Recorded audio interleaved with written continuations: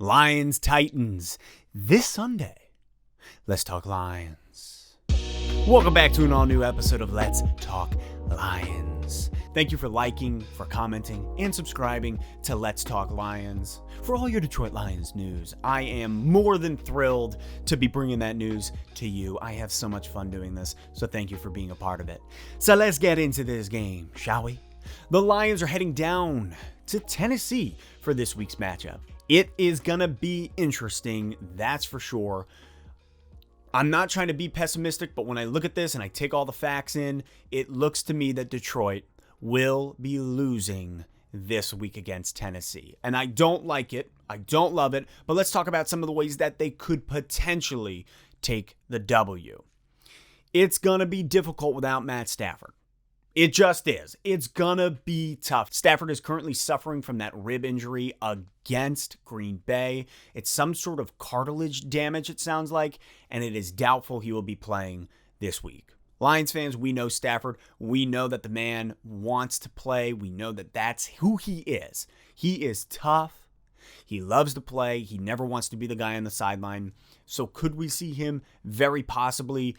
But honestly, if he can't throw, what's the point? Really, why would you go out there, and especially after last year with breaking your back and whatnot? To me, it's just best to sit out a week. However, Tennessee is ranked 29th overall in the NFL on the pass defense side of the ball. They're ranked 29th. They're terrible. They're letting up, I think, a roughly around 273 yards a game. So if Stafford was in there, that would be huge for our offense. I think that's where we would be able to put up the most amount of points in the game. Chase Daniel is not going to get it done. Now, granted, Chase, you are a lucky man with the fact that Tennessee's pass defense is bad.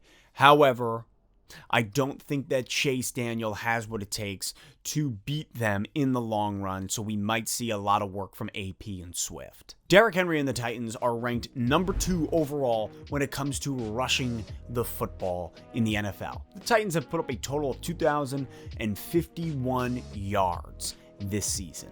The running backs are averaging at a total of about 4.9 yards a carry and at an average of about 157 yards rushed per game. So the Titans are truly living up to their team name. The number one thing that the Detroit Lions are really going to suffer from this week is defensively stopping the train known as Derrick Henry. There is so much power in that man's hair. He is like the legend Samson.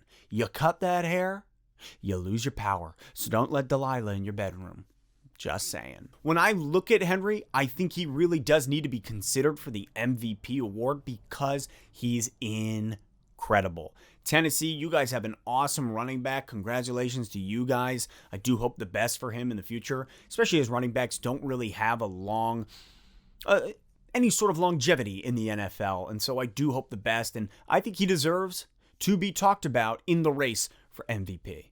You look at Derrick Henry last week, he ran for 215 plus yards last week alone.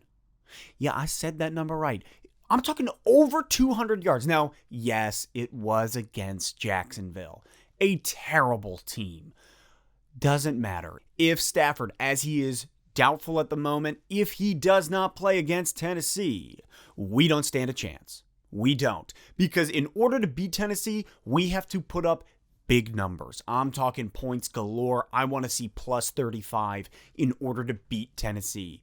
Tennessee is going to ram the ball down our throats. Their rushing game is incredible. Derrick Henry's incredible. And you know what?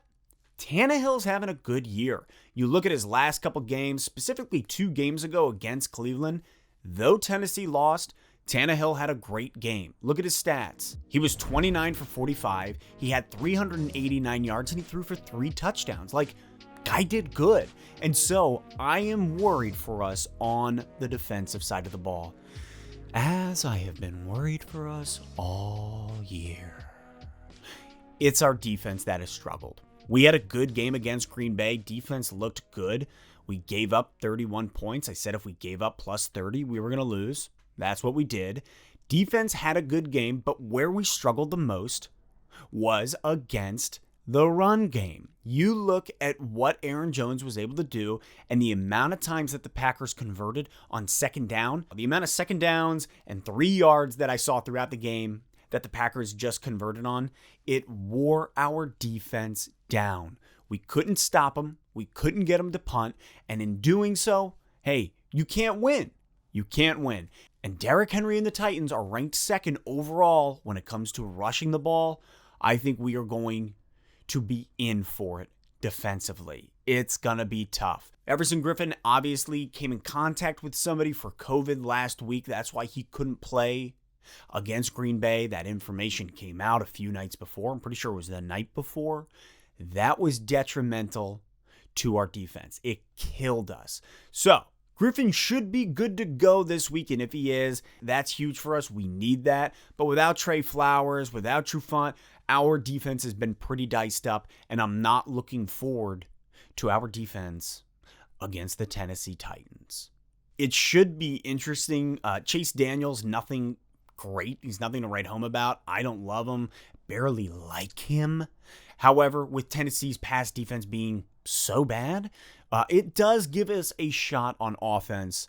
However, I would rather see, of course, we would all rather see as Lions fans, Matt Stafford out there in order to help bring us to what could potentially be a W. But without him, I do have the unfortunate fear that the Lions will walk away with an L this week. It's just our defense is too thin. It's too much butter spread and scraped over too little bread, as one Bilbo Baggins once said. And that's just the fact. I'm not trying to look at it in a pessimistic light.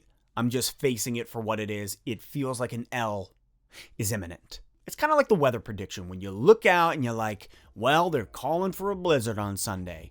You know what? Fuel up your generator, buy some whiskey, and get those cozy socks on because the snow is coming. And that's what it feels like. It just feels like a storm is brewing. So all that being said, these are just my thoughts going into this game. Drop your thoughts in the comments. Will the Lions be able to sneak out a W? I don't think it's going to happen. But drop your thoughts in the comments. And I'll catch you next time on Let's Talk Lions.